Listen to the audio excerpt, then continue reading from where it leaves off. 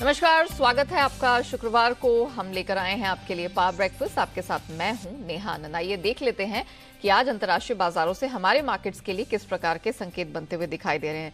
तो बीते सत्र में अमेरिकी बाजारों में तो प्रेशर दिखा। एसजीएक्स निफ्टी भी कुछ वही रिफ्लेक्ट कर रहा है। 18,034 के पास 30 अंकों की कमजोरी है। हालांकि डाउ फ्यूचर्स इस समय 67 अंक कुछ स्ट्रेंथ के साथ कारोबार करता दिख रहा है और 30 अंकों की हल्की सी स्ट्रेंथ है वो नास्डैक फ्यूचर्स में भी दिखाई दे रही है। बाकी एशियन मार्केट्स की बात करें तो मिला जुला सा सेशन यहां दिख रहा है। 75-77 अंक इस समय निके ऊपर है, लेकिन दूसरे मार्केट्स में देखा जाए तो थोड़ा आप कह सकते हैं रेंज बाउंड सी शुरुआत हुई है। स्ट्रेट टाइम्स इस समय 0.5% की कमजोरी के साथ कारोबार करता हुआ नजर आ रहा है। बाकी मार्केट्स में भी फ्लैट टू पॉजिटिव ट्रेड हो रहा है। कच्चा तेल इसने 2 दिनों का गोता खाने के बाद फिर से स्ट्रेंथ दिखाई है। सोना सपाट है और चांदी में हमने वापस से कुछ गिरावट ऊपरी स्तरों से बनती हुई देखी है। क्या कुछ हुआ है अंतर्राष्ट्रीय बाजारों में और कौन से महत्वपूर्ण ट्रिगर्स हैं जिन पर रखनी है नजर, इन सब पर बात करने के लिए आज हमारे साथ नुपुर जुड़ चुके हैं। नुपुर, मॉर्निंग। जरा बताइए क्या हुआ, इतनी पिटाई क्यों हो गई अमेरिकी मार्केट्स की?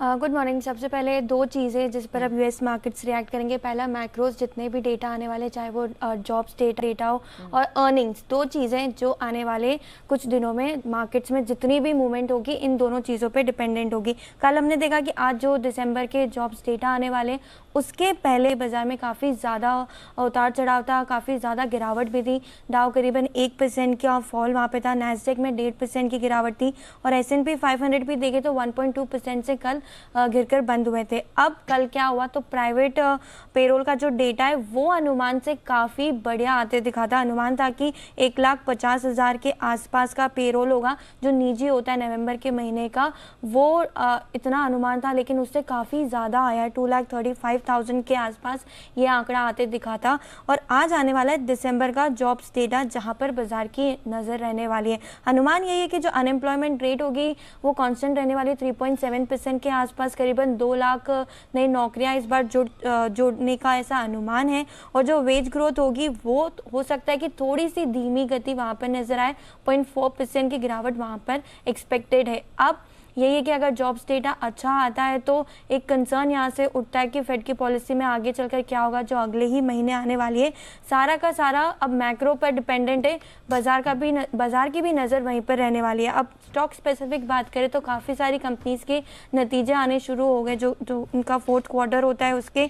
बेड बाथ एंड बियॉन्ड में कल हमने देखा कि 30% से ज़्यादा की गिरावट थी। उसका जो रीज़न था कि कंपनी के जो नतीजे आए उन्होंने उसमें कहा है कि वो कैश के लिहाज से काफ़ी ज़्यादा शॉर्ट हो चुके हैं और वो बैंकरप्सी को भी कंसिडर कर सकते हैं। तो काफ़ी कंसर्न्स यहाँ पर इस स्टॉक में निकल कर आए थे। नतीजों के लिहाज से देखें तो वॉलग्रीन में 6% की गिरावट थी और एक बड़ा स्टॉक है ये जिसका कंट्रीब्यूशन होता है डाउ में। इसका एक ये भी रीज़न था कि वहाँ पे इतनी गिरावट दिखी थी। जो नतीजे आए थे कंपनी के वो अनुमान से काफ़ी ज़्यादा कमज़ोर कल आते दिखे थे। माइक्रोसॉफ्ट में लगातार दूसरे दिन गिरावट है। जो यूबीएस की रिपोर्ट आई थी जहाँ पे कहा गया था कि जो ग्रोथ है वो काफ़ी स्लो हो सकती है, तो हमने देखा कि टेक स्टॉक्स में लगातार गिरावट जारी है और नैस्डैक पे इसका इम्पैक्ट दिखता है। अमेजोन में भी 2% की गिरावट थी कि कंपनी ने कंफर्म किया है कि जो जॉब कट्स की खबरें आई थी वो कंफर्म कर दी है और 18,000 से ज़्यादा जॉब कट्स वहाँ पर नज़र आए हैं। डॉलर इंडेक्स देखें तो 105 के आसपास आ चुका है। और जो कल इंटरेस्टिंग मूव था बॉन्ड यील्ड में 3.7% के आसपास अभी आपको नजर आएगी। यूरोप में इतना ज़्यादा मूवमेंट नहीं था, सुस्त था, काफ़ी फ्लैट तीनों के तीनों इंडिसेस कल क्लोज हुए थे। और कमोडिटीज़ की बात करें तो वहाँ पे भी काफ़ी ज़्यादा उतार चढ़ाव दिखेगा। जो सोना चांदी है वो भी ऊपरी स्तर से फिसलते हुए नज़र आए। दोनों ही सोना और चांदी दोनों की बात करें तो क्रूड भी 79 के आसपास है और मेटल में भी मिला जुला कारोबार था। तो ऑल इन ऑल अब आगे जो भी है वो अर्निंग्स और मैक्रो जितने भी डेटा आते हैं उस पर बाजार की नजर रहने वाली है। बिल्कुल। And Nupur, natural gas also, क्योंकि उस पर हम लगातार फोकस किए हुए हैं, वो भी दिसंबर 2021 के निचले स्तर पर आया है। एक हफ्ते में 22% का करेक्शन वहां दिखा है। तो ये कुछ महत्वपूर्ण बातें हैं जो नुपुर ने आपके सामने रखी। एंड ऑफ कोर्स हमारे मार्केट की जब ओपनिंग होगी तो वहां पर हम कुछ बड़ा रिएक्शन आता हुआ देख सकते हैं। थैंक यू नुपुर वो पूरी डिटेल रखने के लिए। आइए आगे बढ़े, उससे पहले देख लेते कि कल यानी कि गुरुवार को संस्थागत निवेशकों की तरफ से किस तरह का प्रदर्शन देखने को मिला है। तो हाल फिलहाल में हम यही देखते आ रहे थे कि घरेलू संस्थागत निवेशकों की तरफ से खरीदारी जम के हो रही थी। हल्की फुल्की कल बिकवाली हमने देखी है, 200 करोड़ से कुछ कम की ही रही है, लेकिन बड़ी खरीद हमने एफएनओ स्पेस में कल आते हुए देखी है। विदेशी संस्थागत निवेशकों की तरफ से कैश स्पेस में हालांकि एफआईआईज ने बिकवाली के 1450 करोड़ के आसपास की बिकवाली का फिगर वहां से निकल कर आया है। अब जिस प्रकार के ग्लोबल संकेत बनते हुए दिखाई दे रहे हैं हमारे मार्केट्स में, आज आपको क्या रणनीति अपनानी है, सब पर बात करने के लिए जी बिजनेस के मैनेजिंग एडिटर अनिल सिंह भी हमारे साथ जुड़ चुके हैं।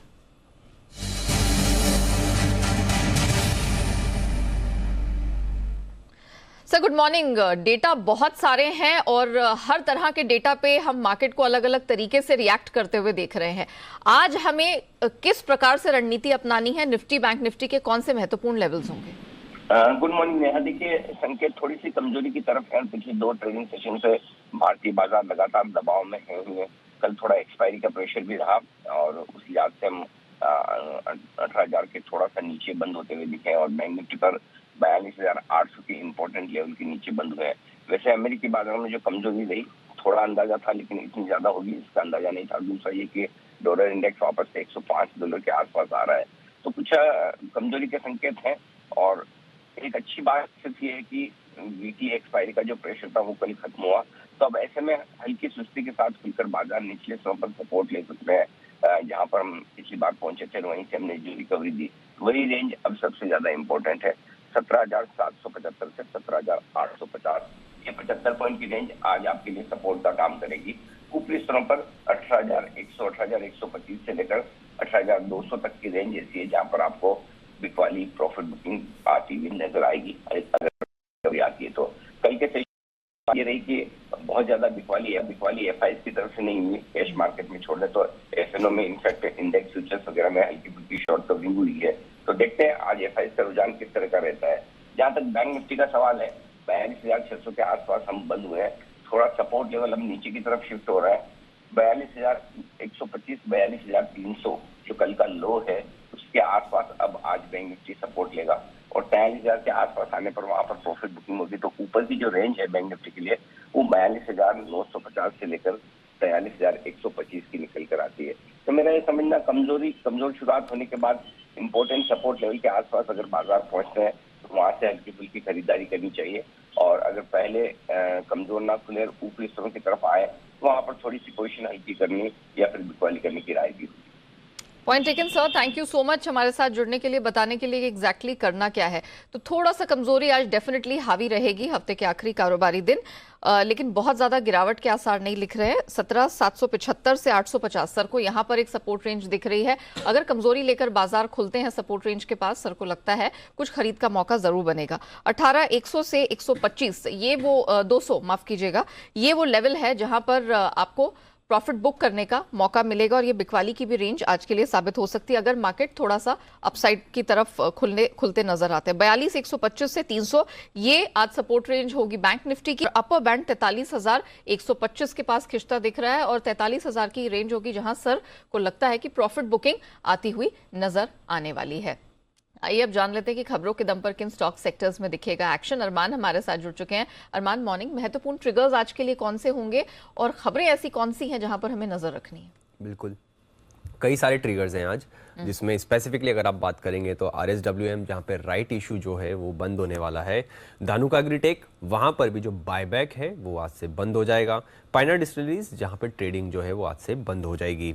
एक्स डेट है जहाँ पर आपको सुप्रीम पेट्रोकेम पर ध्यान रखना है। एक्स डेट है वहाँ पर क्योंकि स्टॉक स्प्लिट है ₹4 to ₹2 का। अब खबरों पे आ जाते हैं। खबरों पर सबसे पहले RVNL पर आपको ध्यान रखना होगा क्योंकि जो इनकी जो जेवी है उन्हें गुजरात मेट्रो रेल कॉर्पोरेशन से लगभग 160 करोड़ के आसपास का जो है LOA मिलता हुआ दिखा है। LOA लेटर ऑफ एक्सेप्टेंस है। अपोलो माइक्रो सिस्टम्स की बात करें तो 21 जनवरी को बोर्ड की बैठक में शेयर विभाजन पर जो है विचार करने वाले हैं।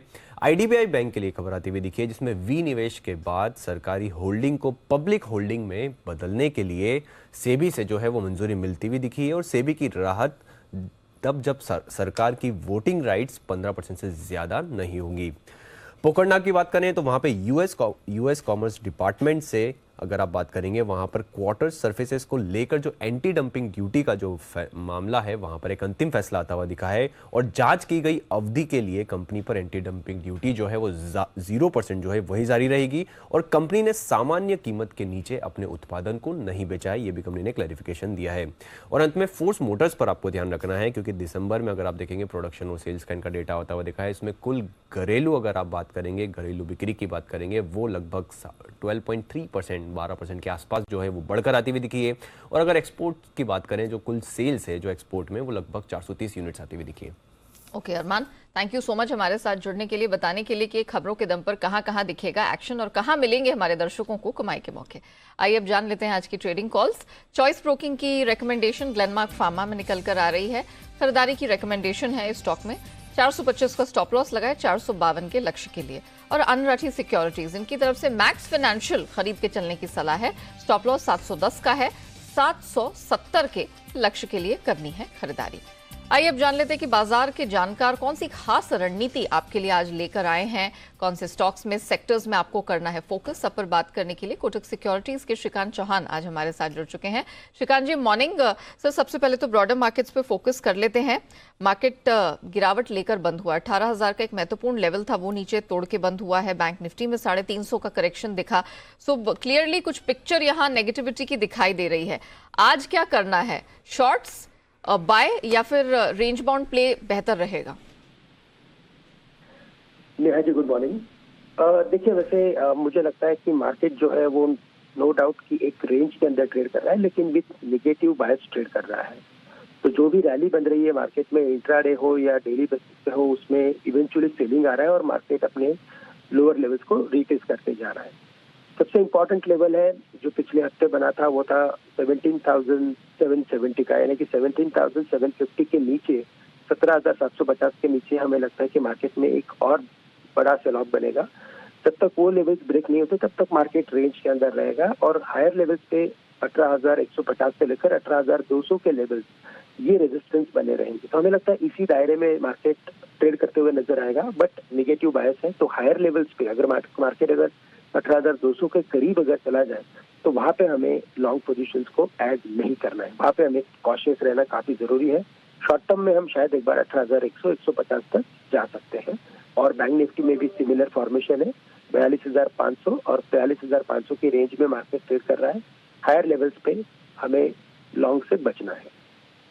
हैविंग सेड सो, थोड़ा सा सेक्टोरली मैं आपका व्यू जानना चाह रही थी। हमने देखा वैसे तो जबरदस्त सेक्टोरल चर्निंग हो रही है, लेकिन अगर कल की बात करें तो क्लियरली हमने देखा auto, pharma, FMCG, metal space, इन्होंने मार्केट को कल थोड़ा सा कुशन प्रदान करने की कोशिश की। आज भी क्या यही थीम प्ले होती हुई दिख रही है? सेक्टोरली आपकी नजर कहां पर है? बिल्कुल, तो देखिए मार्केट में दो बड़े रीजन है। एक तो है रिसेशन का, तो और इसी वजह से मार्केट थोड़ा सा डिफेंसिव सेक्टर यानी कि एफएमसीजी, फार्मा, इनकी तरफ जा रहा है। और दूसरा है कि क्रूड की गिरावट से भी एफएमसीजी को बेनिफिट होता है। और तीसरा यह है कि आने वाले 3 से 6 महीने में कैपिटल गुड्स और इंजीनियरिंग में अच्छा खासा बिजनेस ग्रोथ होगा। तो इन सेक्टर्स पर ज्यादा फोकस करना है। बैंक ने नो डाउट काफी अच्छा प्रदर्शन किया था पिछले क्वार्टर, आने वाले क्वार्टर में भी वो प्रदर्शन करेंगे। तो हमें सबसे अगर बड़ा फोकस अगर करना है तो फोकस इन सेक्टर्स पे करना है। सबसे पहले बीएफएसआई, दूसरा industrial and engineering infra companies, और तीसरा हमें करना है एफएमसीजी कंपनीज के ऊपर, जहाँ पे हमें लगता है कि अच्छे मौके बनेंगे। ओके, चलिए ये तो वो मोटे तौर पर सेक्टर्स हो गए जहां पर हमें आने वाले कुछ समय में या पोजिशनली फोकस करना है। लेकिन आज आपके रेडार पर कौन से ऐसे स्टॉक्स हैं जिसमें अच्छी कमाई का भरोसा दिख रहा है? बिल्कुल, तो देखिए हमें लगता है कि इसमें भारत हेवी पीएचई ये एक ऐसा स्टॉक है कि जिसे लॉन्ग करके चलेंगे। 81, 82 के करीब का बंद है और यहाँ पे हमें लगता है कि ये स्टॉक 87, 86 के लेवल्स को टेस्ट कर सकता है। तो करंट लेवल से इसे खरीदे, स्टॉप लॉस यहाँ पे रखे 80 रुपए का। और साथ ही साथ मुझे लगता है कि चूंकि आईटी स्टॉक्स में एक डर बना रहेगा कि उसके नंबर्स थोड़े डिसअपॉइंट करेंगे, और आपने देखा होगा कि यूएस मार्केट्स में भी अच्छी खासी बिकवाली बनी है। तो वहां पे हमें लगता है कि टेक महिंद्रा इसे शॉर्ट करके चले, जो 1010, 1015 के करीब का क्लोज किया है।